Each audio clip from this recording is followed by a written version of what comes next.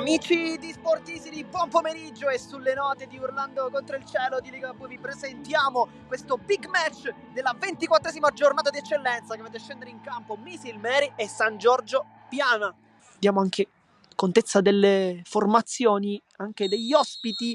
e inizia il match con il primo tocco di palla del Misil Meri a cercare subito la testa di Pellegrino che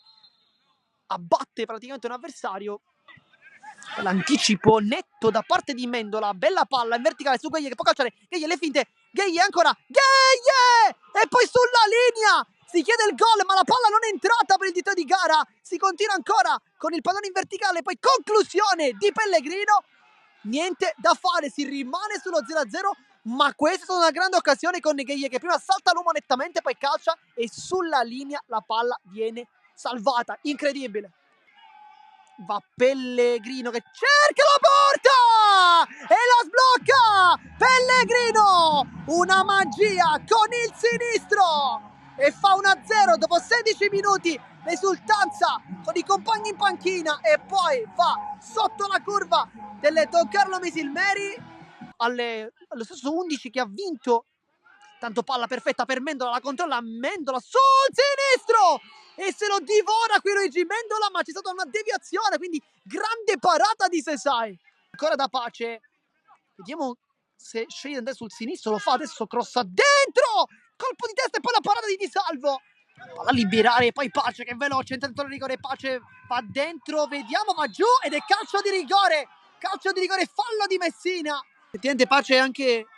uno dei migliori in campo per i suoi ed è anche giusto che batta lui contro Di Salvo, vediamo come va, rincorsa corta, va col destro ed è 1-1 per il San Giorgio Piana che recupera questa partita con la pioggia, lo fa con Pace dagli 11 metri, fa 1-1. Altese molto bene a liberare la velocità di Pace che costa ancora e poi la parata di Di Salvo era un tiro, non era un cross quello di Giovanni Pace con il sinistro, mette il calcio d'angolo, grande occasione per San Giorgio Piana. Persona palla che non passa, Mendola la controlla, poi lascia lì, ancora Mendola va giù, nel frattempo Manfredi fa sul sinistro, calcia e Sesai la mette sopra la traversa, ma come si era coordinato bene qui Luigi Mendola, ma soprattutto che parata di Sesai, perché il tiro era sì centrale ma era molto forte, è andato con la mano, l'ha messa sopra la traversa, che parata, ma permettetemi di dire che partita.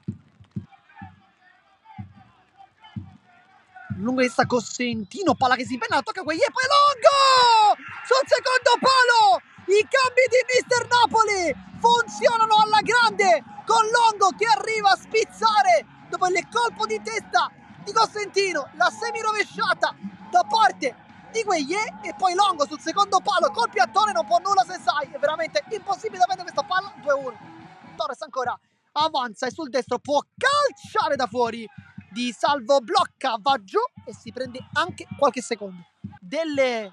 San Giorgio Piana che prova a ripartire con Torres e calcia da fuori Di Salvo, una conclusione velenosissima perché è partita quasi come se dovesse andare sul secondo palo, poi invece uno strano effetto ha deciso di fermarsi al centro. Di Salvo bravissimo a mettere in calcio d'angolo, si salva dunque il Don Carlo Misil Meri per Longo che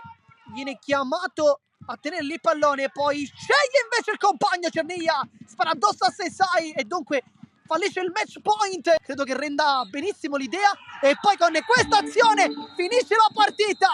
e vince il Don Carlo Misil Meri questo scontro diretto importantissimo contro il San Giorgio Piana dopo 94 minuti di fuoco.